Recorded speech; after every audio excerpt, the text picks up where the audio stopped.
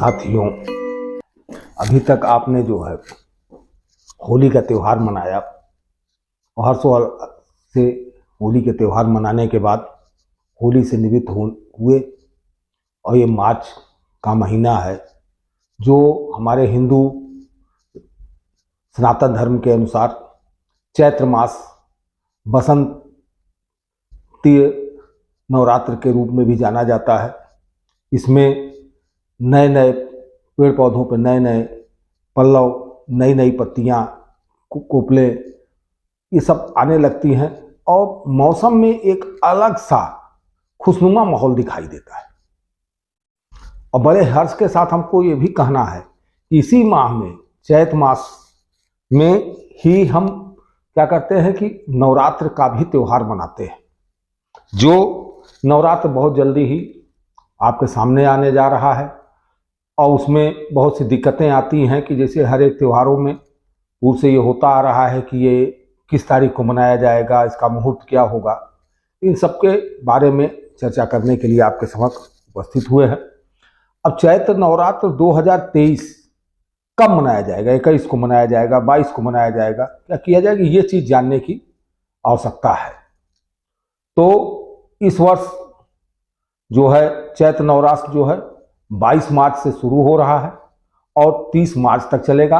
9 दिन पूरे जो है 9 दिन का नवरात्र है और 22 मार्च को ही जो 22 मार्च को प्रतिपदा की प्रथम तिथि प्रतिपदा तिथि होगी चैत्र मास की, और चैत्र मास के प्रतिपदा तिथि में आज ही से पिंगल नामक संवत की भी शुरुआत होगी।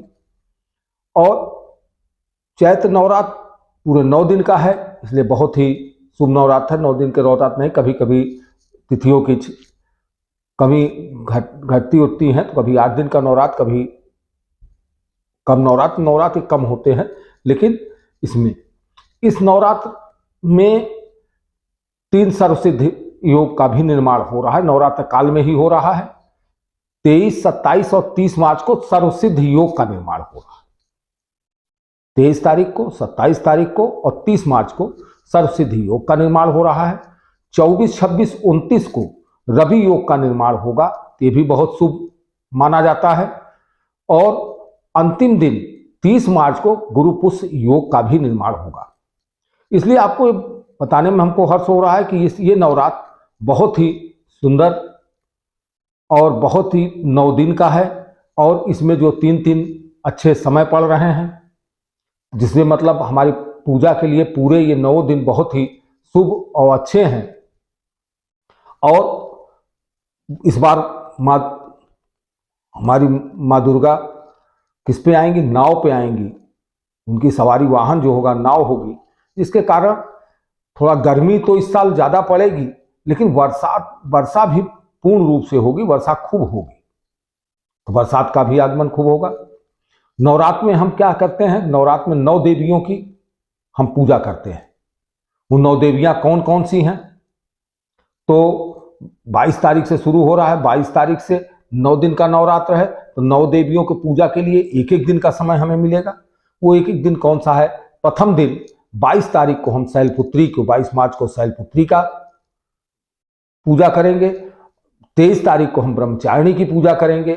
24 तारीख को हम चंद्रघंटा की पूजा करेंगे और 25 तारीख को हम कुष्मांडा देवी की पूजा करेंगे और 26 तारीख को स्कंदमाता देवी की पूजा करेंगे और 27 तारीख को कात्यायनी देवी की, 28 को माँ कालरात्रि की और 29 को महागौरी की और नवमी के दिन 30 तारीख को हम सिद्धदात्री की पूजा करेंगे। और साथ ही नवमी के दिन रामनवमी भी कही जाती है और रामनवमी को ही पर्व को हम मनाते हैं।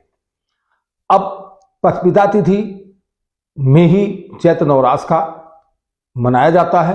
प्रतिपदा तिथि का आगमन जो है 21 मार्च की रात्रि में 10:32 से प्रतिपदा तिथि लग रही है और जो दूसरे दिन 22 मार्च की रात्रि के 8 बजे तक, 8:20 तक प्रतिपदा तिथि रहेगी।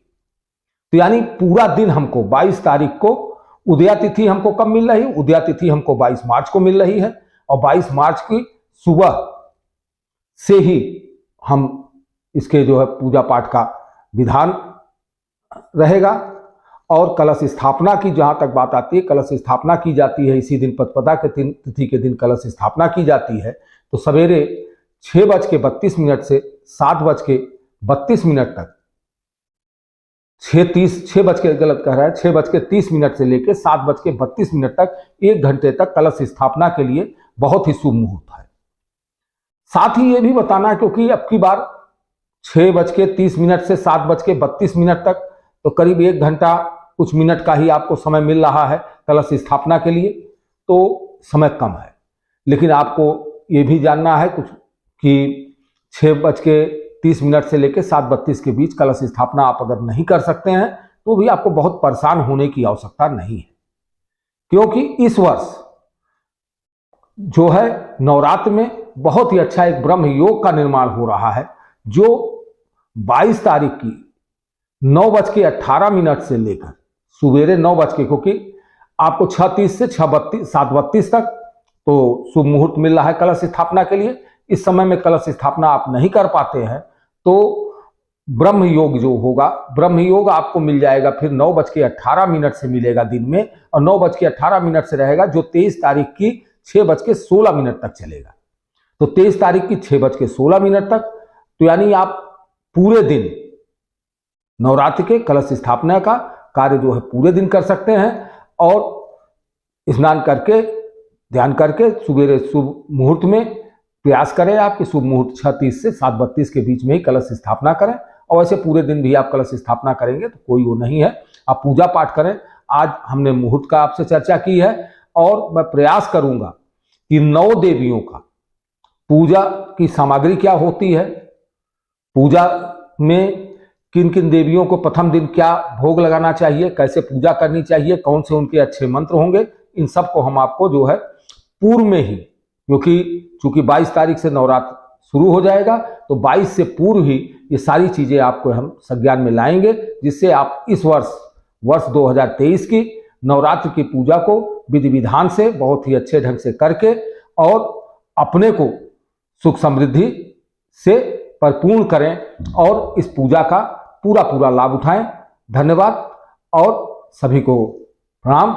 और नवरात्रि, आने वाली नवरात्रि के लिए आज से ही आप लोगों को हार्दिक शुभकामनाएं। फिर हम आपसे मिलेंगे और इसी नवरात्र पे जो है अगले वीडियो में आपको, और इस वर्ष मेरा प्रयास रहेगा कि पूरी जानकारी आपको, नवरात्र संबंधित पूरी जानकारी हम इन 9 दिनों में नवरात्र शुरू होने से पहले आपको उपलब्ध करा दें।